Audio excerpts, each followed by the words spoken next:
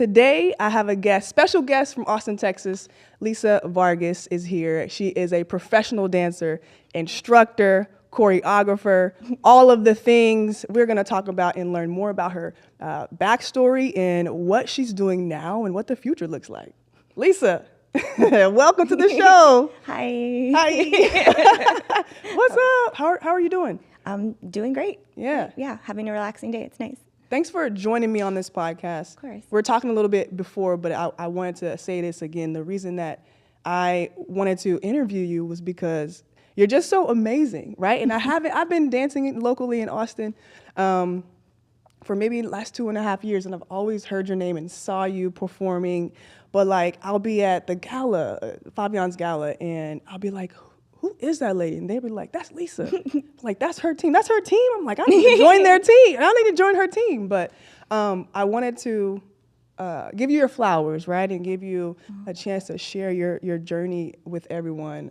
We got a lot of community questions from some dancers and other fellow instructors. So I'm excited for this. You ready? I'm ready. All right. So for anyone that might not know you, can you just kind of introduce yourself? Just tell us who you are, what you do. Yeah, and that's the basis. I'm Lisa Vargas. I'm a full-time dance instructor, one of the co-owners of Rhythm House Dance Studio. We just opened this year. So you teach? I teach, What do you perform, I mostly teach, run teams, salsa teams, and a quote-unquote ladies team, L&L, Ladies and Lynn. Okay. We got a couple of that stuff. I don't know. What other dances? So is it just salsa? No. What all do you dance? I dance And teach? salsa, bachata, cha-cha, one-step, two-step, swing, jitterbug swing, East Coast swing, West Coast swing. What am I missing? Dang, swing? I need to get with you. Yep. There's a few different ones. I know basic ballroom. Ballroom was never my passion, so I kind of just tapped into it and then came back out. Is salsa your favorite? That's my passion. That's your passion. my heart. That's your heart. Okay. Okay, cool. Yeah. Talk about your teams and choreography. Yeah. How do you feel about that? Is that one of your passions as well? Yes, I actually really enjoy choreography. I love to come up with stuff. I listen to hours and hours and hours of music, trying to find the right song. And then when I find it, it's just like this weird, it sounds like hippy-dippy, but like I can see it. I can see the choreo. And once I get that, I can edit the song and then just start feeling what the music tells me to do. It's dumb when you say it out loud. And I love seeing everybody grow in the choreography and learn and pushing themselves and all this coming from its infancy all the way to performance is kind of fun. Cool. Let's stay here because there was a community question. We were going to do that at the end, but Jazz, her question was, what is your process when you are developing a new choreography for a team? Like, what is your full breakdown of the process? And there was a part 2 of that was, how do you know it's ready? Like, how do you know that choreography is like, we're ready and we're good to go? Okay. So process starts from what I said, the music, listening to it. Well, actually, before that, it depends on which team I'm listening for. Okay. Too, because I want to do, so for instance, if it's a more beginner team, I don't want a song that's too boring, too fast, too crazy. I want a song that is joyful. I want a song that people are just going to get into no matter what, and then they're going to see how hard they're working and how all that kind of stuff, right? If Mambo team, I would say, is more like that. My show team, they're like, they want to do tricks and they want to do spins and they want to do all that stuff. So then I listen in a different ear for that kind of music, stuff with bigger hits. Oops, sorry, my bad. Talk with my hands a lot. That's what happens on the podcast, baby. Sorry.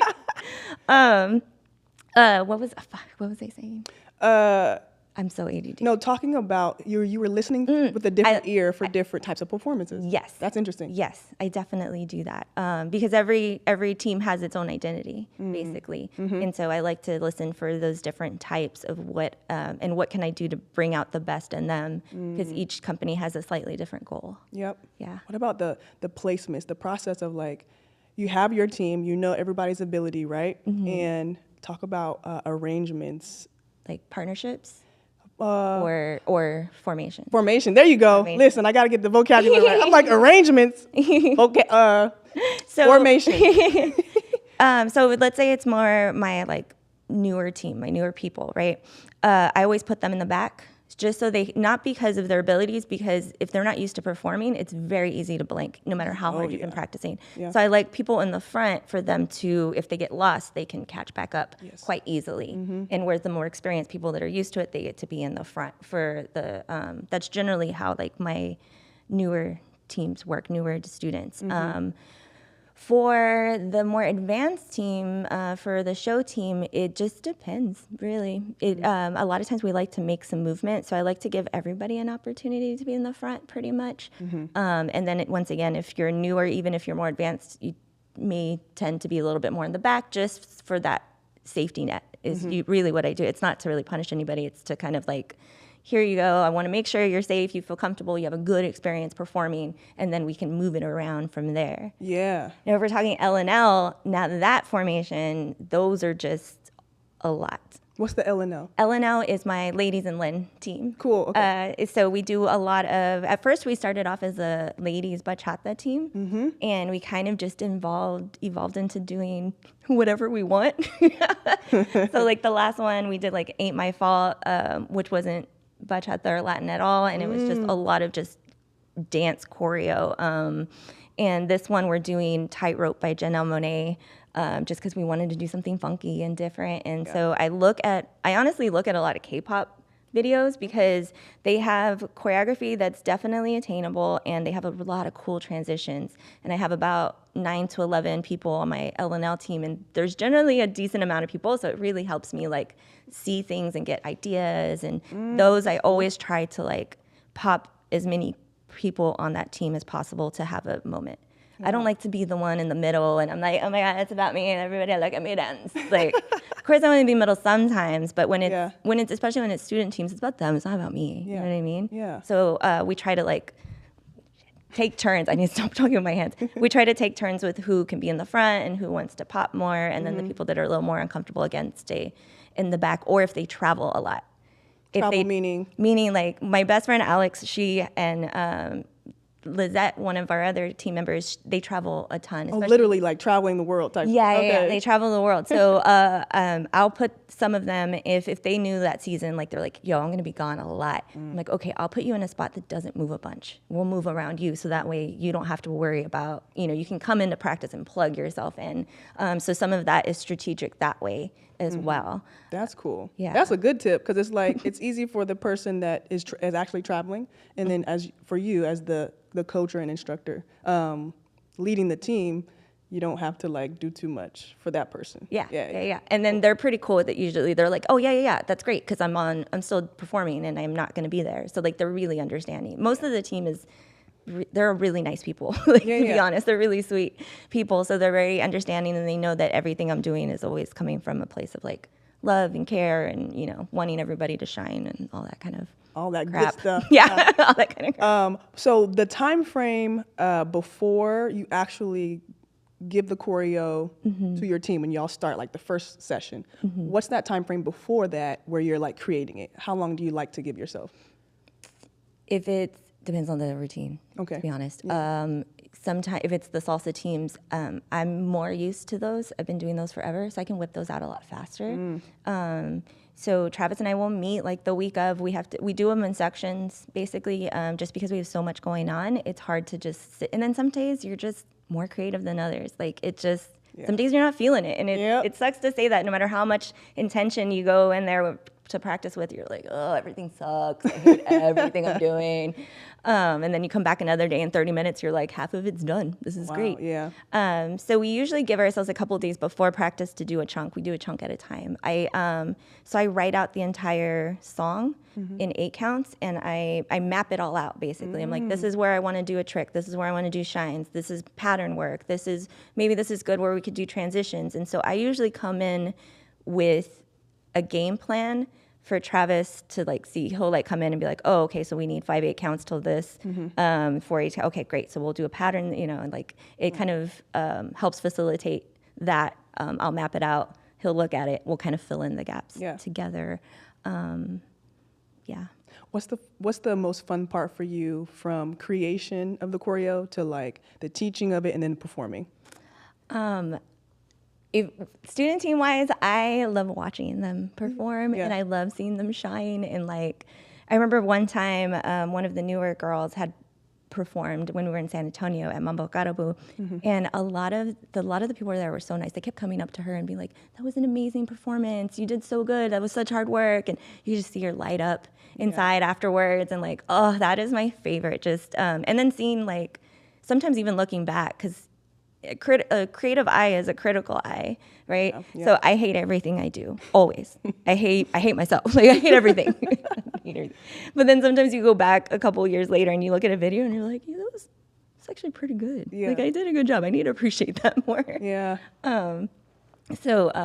Yeah, I would say that's probably the most rewarding part is when it's student teams, it's seeing them thrive. When it's pro teams, then it's just nailing the hell out of it, basically. Can you curse on this podcast? Yeah. Okay. Yeah, so nailing the good. fuck out of it. Like, That's right. That's right. is really what gets your like adrenaline going. You're like, oh, that 2 minutes that I was on the stage was worth that 8 months of practice or whatever. I know. It feels so right? cool, yeah.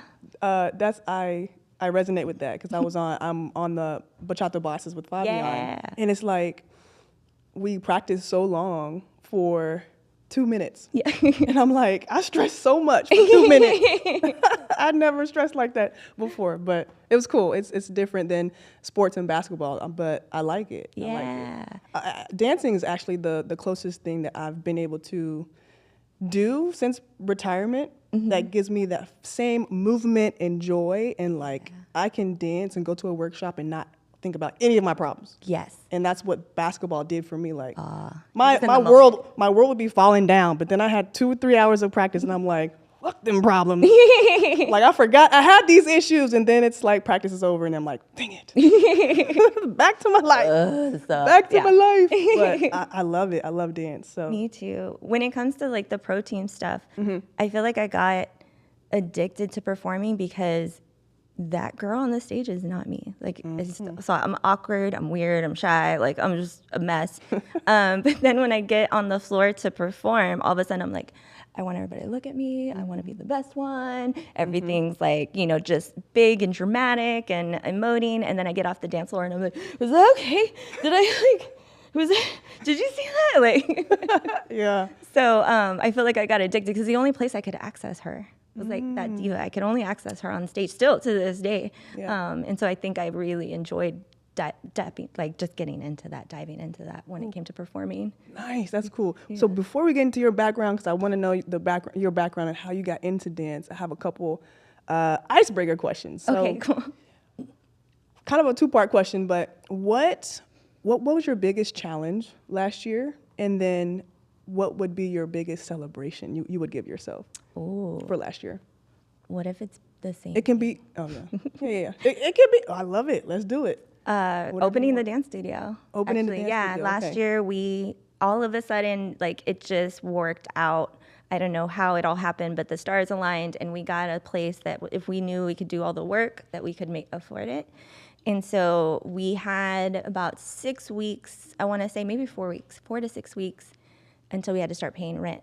Okay. So we gutted, it was a Spanish preschool that we gutted out, built it like up. Travis built all the floors from scratch. Like we tore down walls, painted everything, moved doors, took out preschool toilets and put in new ones. And it was like we had no holidays, like nothing. Every day we woke up, we went there. That was just it. And it was tough. Ooh. It was real tough. Like, and then so I have celiac disease, right, and a couple other autoimmune stuff, and we found out while we were doing all that stuff that there was gluten in the joint compounds for drywall and stuff like that. So I got really, really sick, really sick because I was inhaling it. Yeah.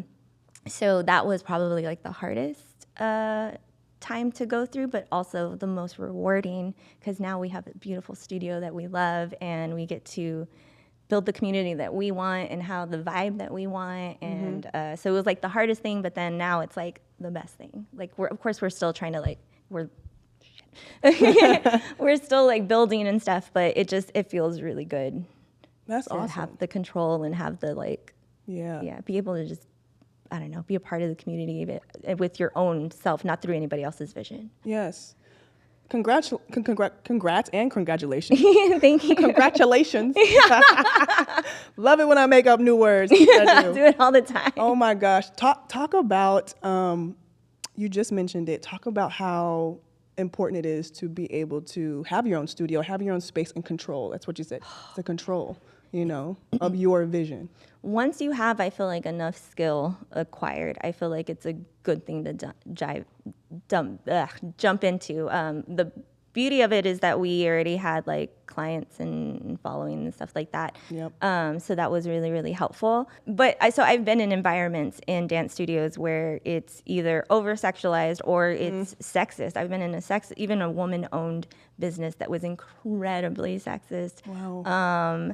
I've been in different communities, different situations that just, it's not what I wanted. And I would try to build the community inside of it, but it was always a struggle. So now being able to just create that vision, create safe spaces for people, make sure everybody feels included and good. And it's just more about like we never cared about, well, maybe I did when I was younger. Of course, in my 20s, I was stupid. So I was like, I want to be famous. As we all were. Yeah. I want to be famous and be all over the world. I want to do all this stuff, But as I've gotten older, I realized I don't really care about being the cool one. I care about, and my students were all the same way. Like, we don't care about being cool. We just care about being obsessed with each other and getting better and being better dancers. And that's it. It's kind of like, feels like that. So being able to just be in control of that feeling and not have to worry about, so-and-so, I don't know, it feels so good. It's the best. Nice. Yeah. So happy for you. Thank you. I'm excited. I'm excited. I'm coming to classes now. Let's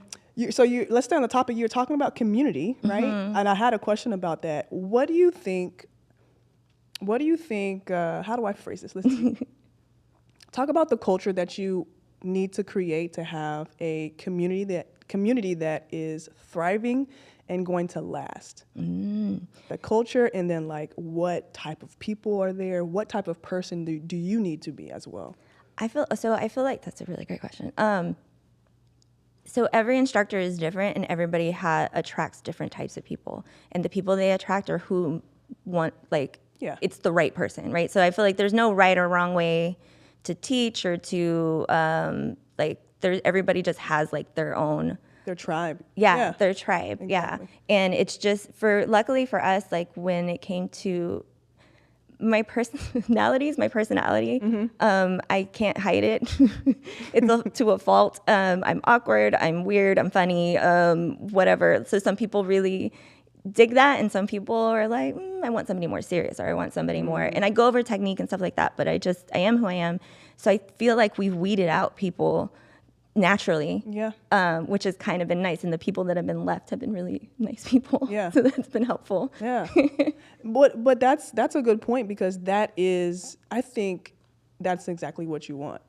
And I think that's exactly how even social media works, and building your own brand. You show up as yourself, and you attract the people that really want to vibe with you, that really want to work with you. Yeah. And that's who you want, right? Yeah. You don't want people that don't connect with you, and therefore are going to be critical because they're looking for something else. Yeah. And we've had a couple of people on the team before that literally weeded themselves out within the first season, but didn't think our dancers good enough. So anytime they were at a social, they wouldn't even talk to them. They wouldn't even people that are just too concerned about their image and stuff like that.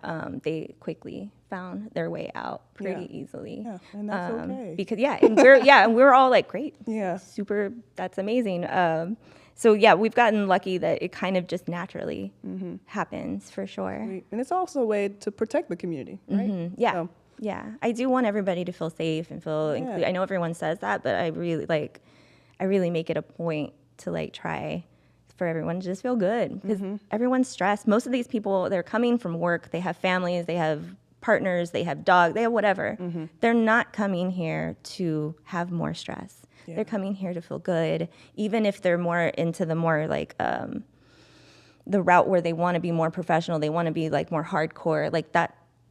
You can still feel good and have those people and still be that way. You know what I mean? It just, I don't know. Yeah, that's great. All right, take us back, Lisa. Okay. Let's talk about how did you get into dance, and was that your dream, or were you trying to be like a surgeon first and you're like, Hell no. forget this? Since I was like, I know for a fact 3 years old, I was already dancing by myself, and I was showing my best friend at the time. She was 5 because we're still cool. She always reminds me that when we first met, I was showing her this like ballet dance I made up. Like I didn't even take ballet. I had no idea what the hell it was. So I've always wanted to dance my entire life. So in elementary, we did, they had a school program for ballet folklorico, like the Mexican dancing with all the big dresses and all that kind of stuff. So I joined that. And then that was a lot of fun. I enjoyed it. And then after that, I kind of got out of dance for a while just because it's expensive. And my family wasn't very rich, you know, like it was just a lot. And so I didn't get back into anything until high school. And then I joined Ballet Folklorico again. And I did some like jazz and ballet a little bit. With that stuff, I wouldn't say like proficiently, but enough to like do a couple of things. Okay. But I didn't know. It was really weird because I knew I wanted to be a dancer, but I didn't know how. Because like if you're in ballet and you're in jazz or you're in Broadway, you have to be doing that shit since you're like 2 years old. You know what I mean? Like you have to be training.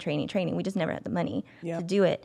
So I was always searching for something like, but it had to be in dance. Like I just needed it. Yeah. And then I got involved with salsa, and as soon as I found it, I was like, this is it.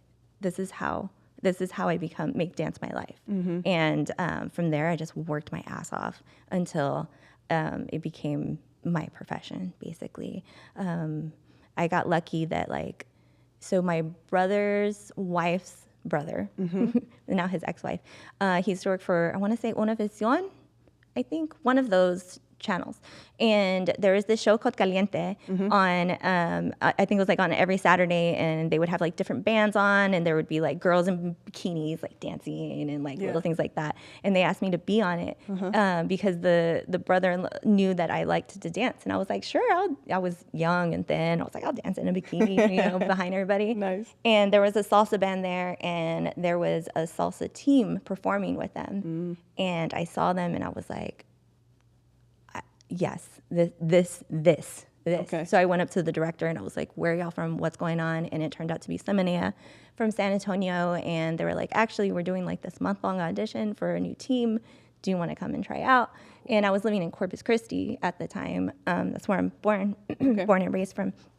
And I was like, sure. So I started training over there, and then I made the team, and I would drive back and forth between Corpus and San Antonio a lot. And once I made the team, I literally quit everything. I quit my job, I quit all the things, and I moved up there and started dancing full time. Wow. To the point where like I was basically living out of the studio that I was in for a little while.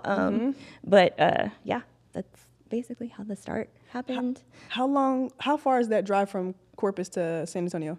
2 hours. 2 hours. Yeah, it's not multiple times a week or just weekends? Weekends. Just weekends. Cool. Yeah. Cool. How did it feel when you just take us through everything you were feeling when you were like, this is it, I'm quitting whatever I'm doing here and I'm going to San Antonio, I'm gonna chase this? So I think I was young and dumb enough that nothing was going through my brain. How old were you at the time? 19. Oh yeah, let's go. There was nothing in my brain. I was like, let's just go. Free. Yeah. And my parents were very supportive. They were like, you have until 30 to do something with this, and we will support you however we can. And then after that, if it doesn't work out, you got to go back to college. That's good. A good decade, you know? Not like you got a year. Yeah. They were really supportive of it, which was nice. Yeah. And they still are. So that's great. My next question is, how would you describe your style and personality in these 3 areas, right? Social dancer, dance instructor or coach, and then performer. And I can remind you of those. Thank you. So social dancer first. Okay. What's your style? Smiley. Yes, love it. Or you mean like dance style? All of it. Dance style, personality, like what do you feel? Yeah. I always try to smile at the lead. Always trying to be like, let's have a good time together. My style of dance is more, I would say, I'm probably not the flashiest dancer out there, but I like to do like functional styling. I'm really into like following. I want the connection. I want the partnership. So I will take out styling just to create that energy because I really enjoy dancing with somebody. So a lot of the styling that I came up with, I came up with styling that would hopefully enhance my following rather than hinder it every now and again. And that's how I like to do it socially. Cool. Yeah. And I just try to have a good time and make everybody look good. Yeah. I like the smiling because especially like I lead, and I know at the beginning, I'm still a beginner, but it's so refreshing when somebody has that smiley personality and can laugh at me when I mess up. And I'm like, I don't know what just happened, but let's keep going. Yeah. Instead of like confused. I'm like, I'm confused too. I don't know what to do. Like, let's mess up together and it'll be okay. Yeah. You know? That's actually goes into my teaching style. That's exactly how I like my classes to be. I will laugh at you. Yeah. But we will laugh together. Yes. You know what I mean? Like, it's okay to mess up. It's okay. Like, I do dumb shit all the time. I forget things all the time. So I feel like it makes people feel more comfortable with messing up, and like, it's not, no one's laughing at you. Like, we're in this together. Yeah. We're going to figure this shit out. For sure. And so, so I'm a big fan of just like not taking things too seriously to the point where it's, again, stressful. It's just, you can laugh at yourself. And I honestly find when people are laughing and more comfortable, they're able to receive information better.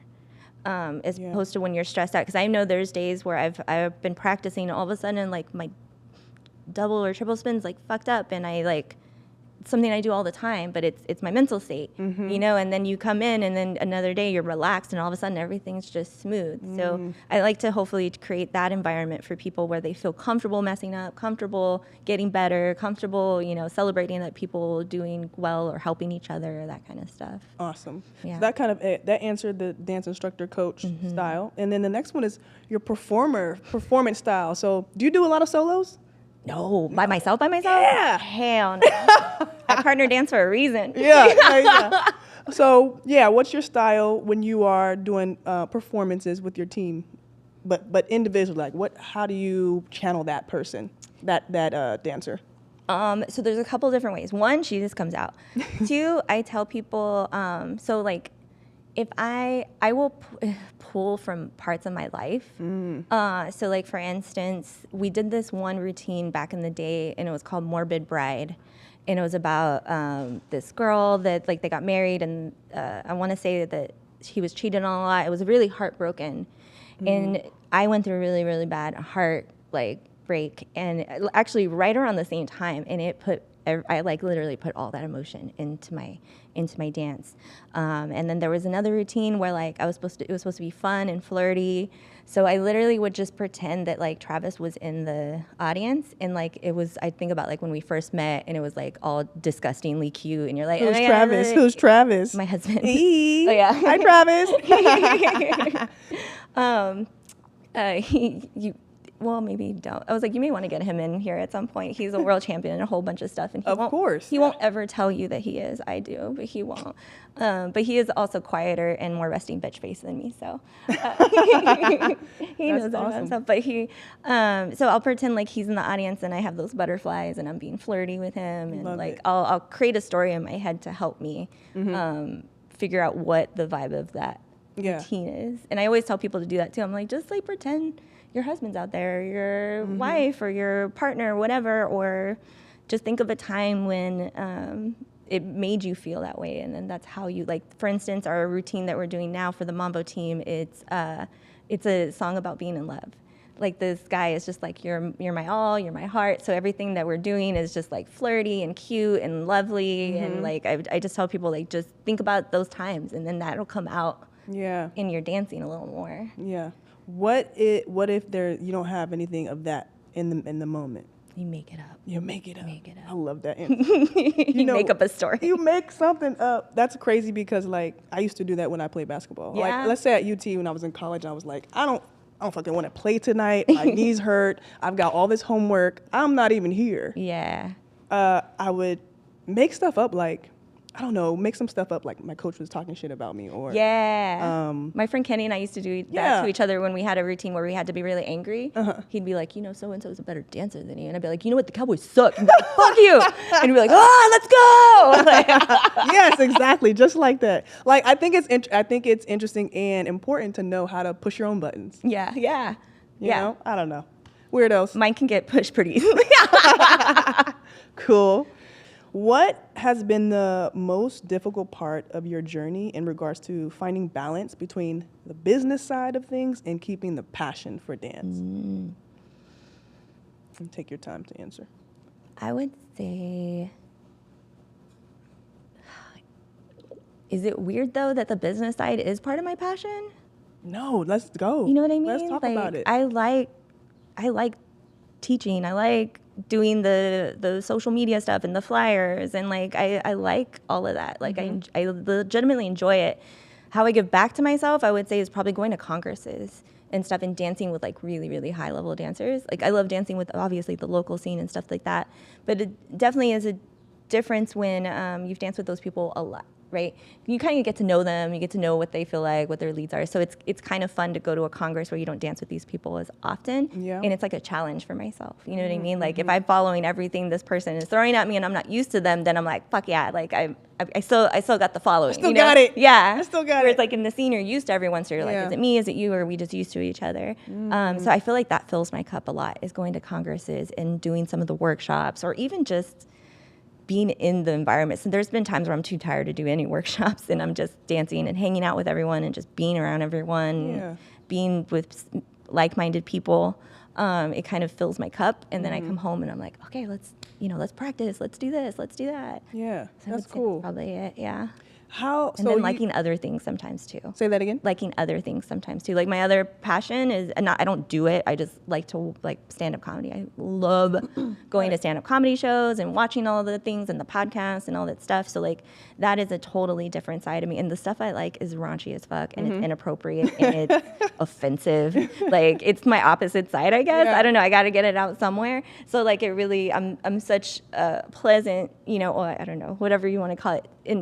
I am the pleasant person, but like you're outside in the public like that, and then you come and you listen to all this crazy raunchy shit, and it's just like a fun guilty pleasure, and it kind of gives me a different side of life. So I think having not just like something that fills your cup dance-wise, but maybe that just fills your cup in a very different way that's just completely opposite from dance and has nothing to do with it. Like I need something as well that has nothing to do with dance. Yes. So I can come back and appreciate the dance. This is interesting because we had multiple community members ask about have you ever been burnt out from dance, and how do you get through that? And I think you're talking about that now. Yeah, I've definitely been burned out. Fuck yeah. Yeah. A whole bunch. I've done it to myself. It's been my fault the whole time. It's always my fault. It's always my fault. I did it to myself. But taking a break, realizing you have friends, let's cook some food up and get them together. Like let's go and do stuff that has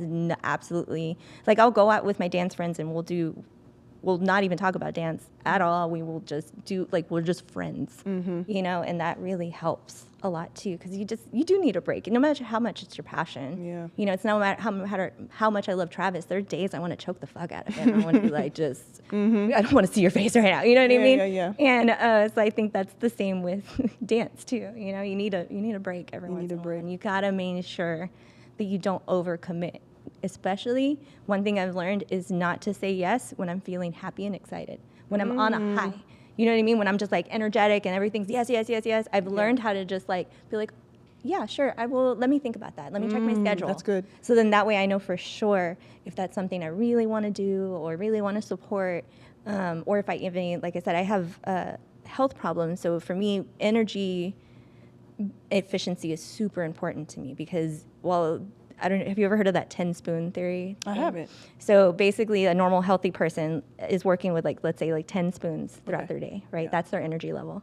Whereas somebody with an autoimmune disease is working with 5. Or let's say we're all working with 10. But for you to get up and get dressed and do all that stuff, it takes 1 spoon away. Yeah. But for me, it takes away 3. You know what I mean? So you're just always working with less energy. So I had to be very mindful about being forgiving to my body.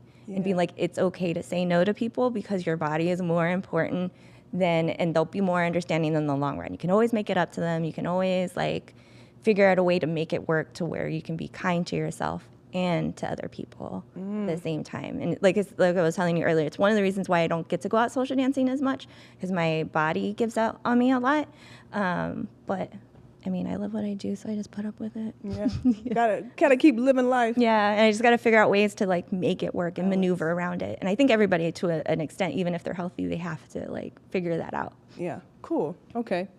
On the business side, so you've been full-time. How long have you been full-time in dance? Oh. An instructor or, choreography? So it went on and off. So Okay. when in my early 20s, when I was with Seminea, I had quit everything, and I did that for 8 years. Nice. And then I moved to Austin, and I got a regular job. And then I went back to teaching at Go Dance full-time. And so it was like, I want to say like 2002 to 2010, it was full-time, and then not again until 2014.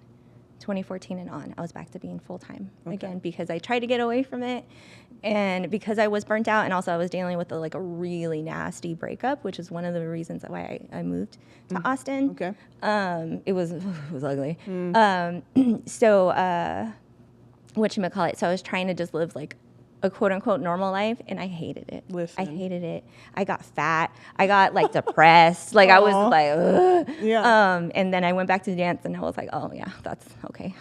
This is where I'm supposed to be all the whole. Isn't that interesting? Like your body and your mind is gonna tell you like where you need to be. Yeah. Yeah. Understand Creative it. people, we're not meant to be Not bound meant to by. be. I've struggled with that since retiring from basketball. Some people make the choice. The money is better, I'm sure, in a lot of these places, but I don't know.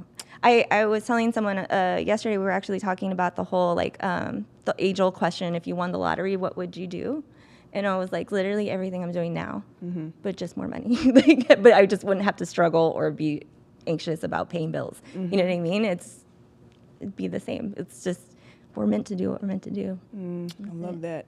And you're meant to be active, Yes. whether it's basketball or dance, I'm sure. Yep. Yeah. Yep.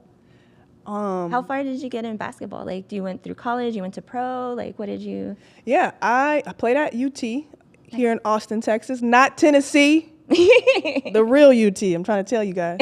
Longhorns. Nobody has our color, okay? So I played there for 5 years. Usually get 4 with scholarship, but I tore my ACL my freshman year, and so I got a chance to redshirt, basically just get that year back. So that's nice. when I was a senior in my 4th year, I had a choice to stay another year or not, and I did. Cool. So, and then after that, for about 8 years, I went overseas, mostly in Europe, and I played professional basketball there. So That's so sick. it was amazing. I love it. It was amazing. I have always loved basketball and sports, but like basketball was my thing from a young age. Kind of like you, dancing and things like that. Like it was always basketball. That's dope. And it just got more intense. Like I just wanted to be the best. I didn't even know what a pro league, the WNBA was, a pro. Like I just wanted to be the best that I can and play with the other best people. Yeah. All the way up. So That's so cool. I loved it. I had a lot of injuries though, so Oh, don't we all? it was a struggle. Yeah. But it was like I wouldn't change that for the world either. Yeah. But yeah, I I played. You can tell when you talk about it. Yeah. Takes me back.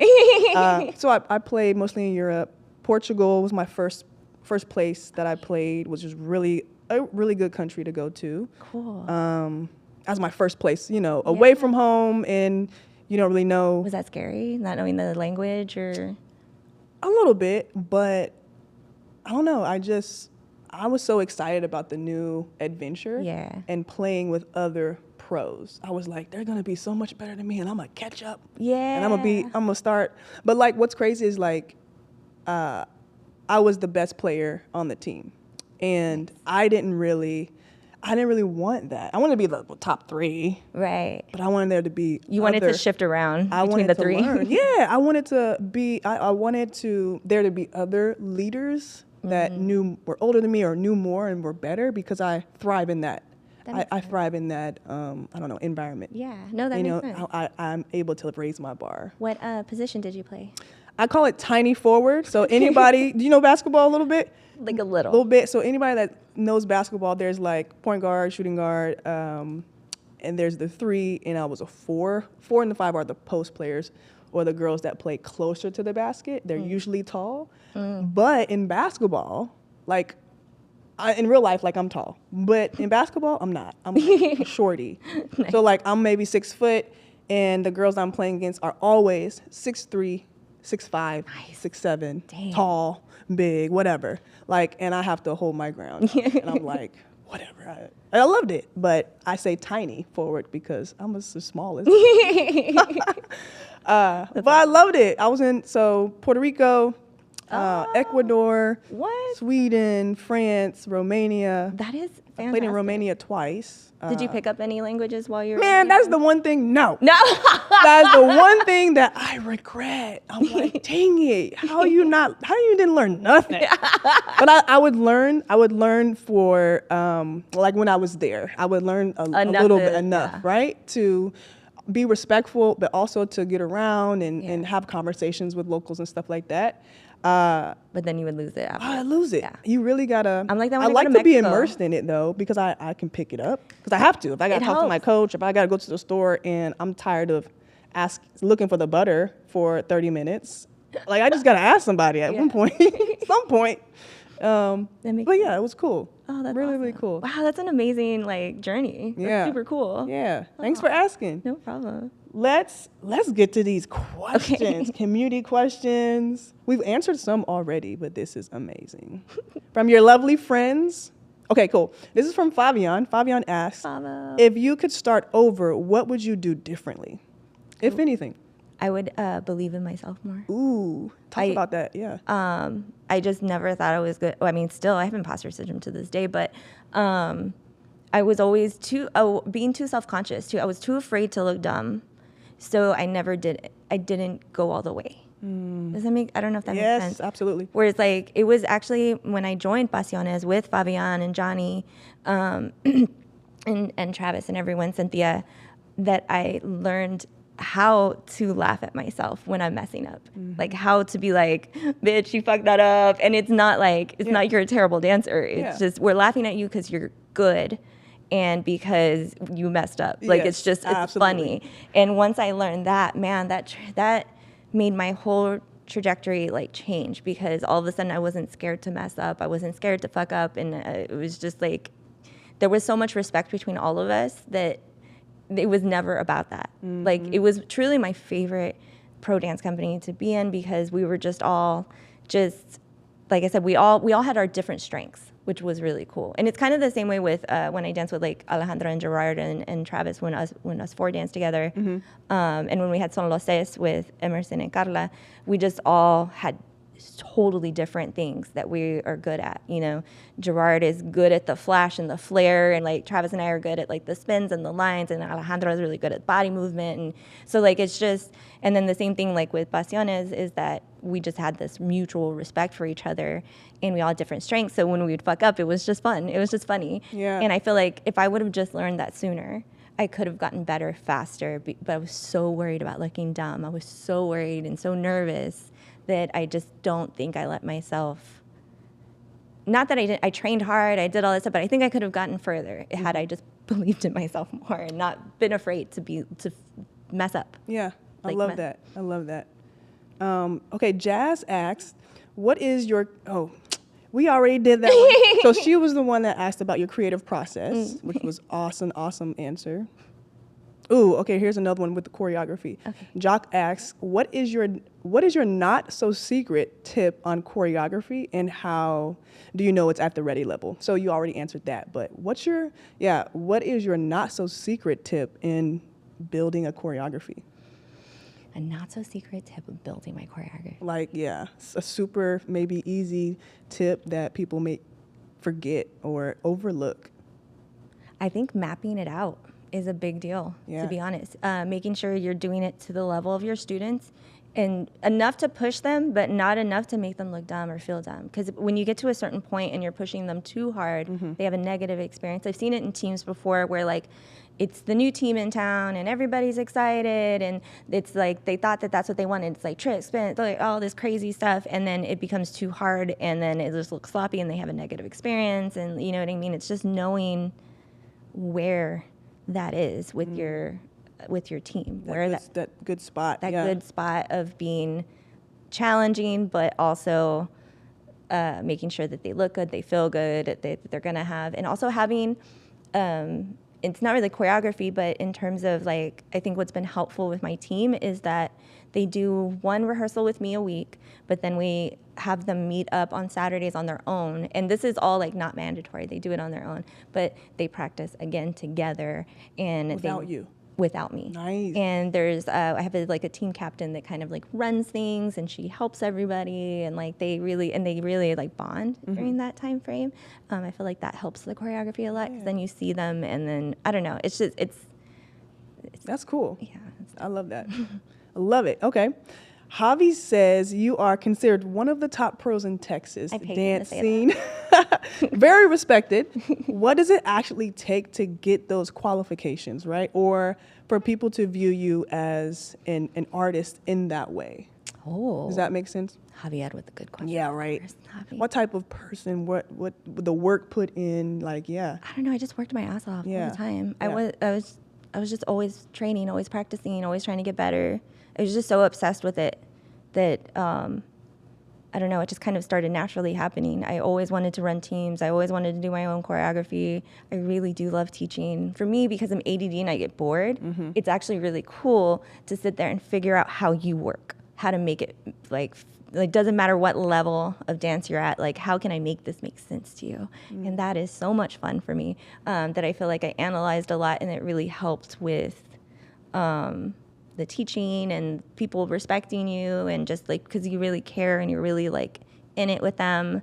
I train when I can. I cross-trained, I think, in all the other styles, and just learning what's dance technique. It's not bachata, it's not salsa, it's not ballroom. Like your head weight is your head weight, your body movement's your body movement. That really, really helped. And so I was able to pull from other styles and like really be able to connect with people in that way. And I think maybe that might be question mark. Question mark. Love it. How do you maintain a high passion for teaching beginners? You might have answered that throughout the podcast. I love beginners. Yeah, I love beginners because then I get to mold you from the ground up. Yeah. Now you won't have bad habits because I'm not going to give them to you.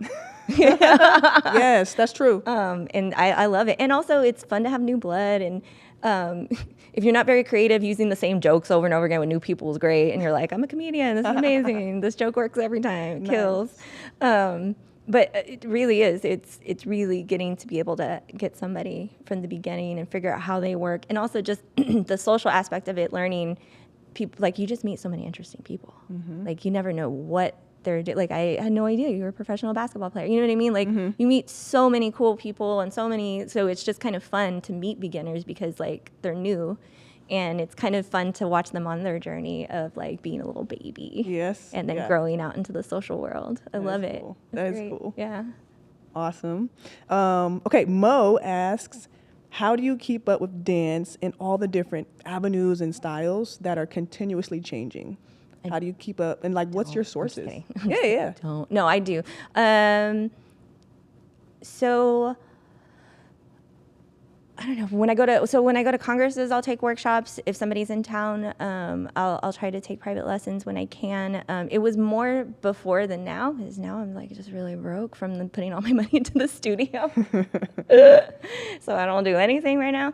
But I've been very lucky to have a lot of pro friends all the time, and we get to train together. And when I was at Go Dance, they let us train with world champions constantly.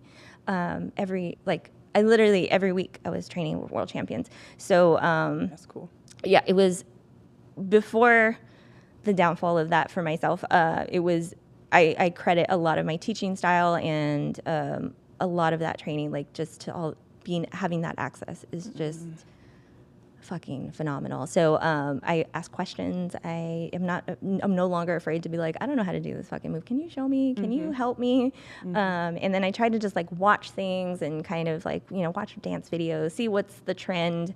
I keep up the most with the styles I'm in love with. And then the other ones, I try to be respectful of the art and train what I can, but maybe it's not dived into as deep in the culture as, salsa would be or something like that. Joseph asks, I can never say that word. I don't know why.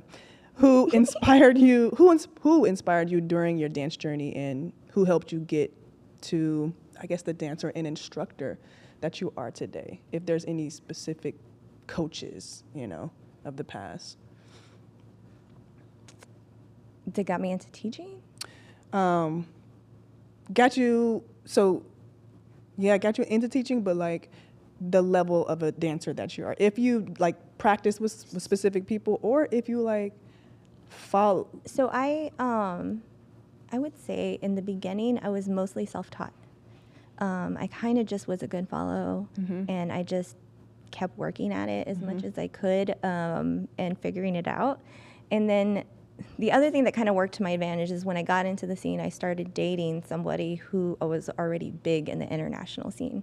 So I got access right off the bat to pros and all their technique, all their tips, all their tricks. So I got really lucky in the scene. And then the same thing with Go Dance. When I got in there, it's all world champions. So I got very lucky, very, very lucky in my journey that I had a whole bunch of people that were just kind of there. So I was self-taught, and then when I started getting training, I figured out what I had that was right, which luckily, thank God, most of it was, but then also what I got wrong. And I got to get to train in that. So that was super, super helpful. But I think the fact that in the beginning that I was a little more like self-taught, that I think that's where my analytical brain comes in, because then I had to figure everything out. I had to watch people and like, you know, just constantly think about everything that was happening. And there wasn't as much access as there is today, because like I said, there was no social media back then. If you have a more analytical brain, like me too, it's like an advantage, you know? Yeah. You're able to break things down and watch film and things like that. Yeah. And I remember, I always ask myself with other basketball players, like, why don't you get this? I don't understand. It's not that hard, but it's like sometimes people aren't able to look at a move and break it down and be able to do it step by step so they can teach themselves. Yeah. I thought that's very interesting. Man, Travis can look at a video fast and just be like, come here. Like ridiculous shit. Even if he doesn't really know the style, like he can just pick. He sees what's happening, right? Yeah, he's so fast. When there's times when I'm lazy and I'm like, I don't want to learn this pattern. Learn it real quick and teach it back to me. You do it. Tell me what to do. You're quicker. Oh my gosh, awesome. So Victoria asks, what are the one or two amazing things that dance has brought into your life, or that you have learned about life through dance? Wow, that's a good question. Travel. It brought travel to my life. Cool. Growing up with not a lot of money, the only time I heard people traveling was for their honeymoons. And I thought that's the only way I could travel, is if I got married and went on a honeymoon. Yeah. And it seems like a very ignorant stance now, but again, there wasn't as much access as there was, and I didn't have a lot of money, so I didn't know.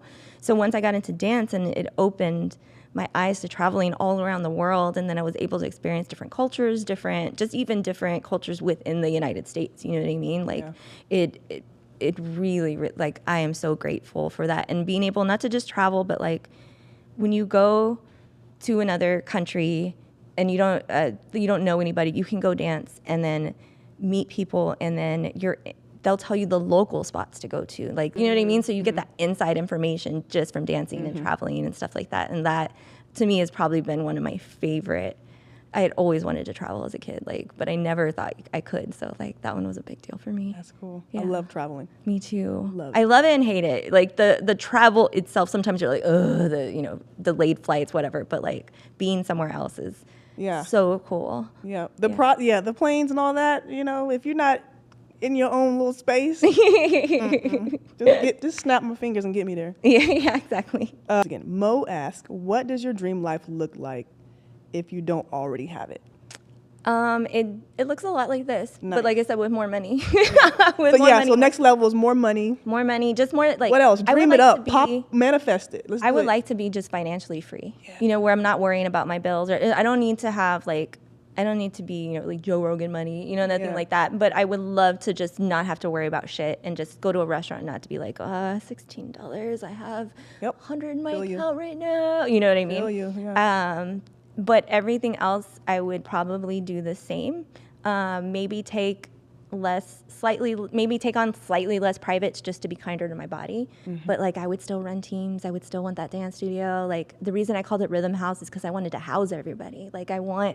Like if I had, let's say if I did have like millions and millions of dollars, I would buy a building and have it to where people like this, where people can come and use it and be able to make their money as a living as an artist, because art just isn't respected in the States the way it is everywhere else. Yeah. And people need to make a living doing stuff like that and not just be boxed in, you know, like that would be my dream. Like, I'm with you. I'm on the same path, girl. Let's do this. Just need that money. Money. All right. Yes, this has been amazing. Thank you so much for saying yes and being such an amazing guest. And this is it's super easy to talk to you and have an awesome conversation. Thank you. Close us out and just say a couple words of advice to instructors that are wanting to follow in your same footsteps. They might be a little maybe insecure about where they are, and they just need that push of like, go do your thing, go chase it.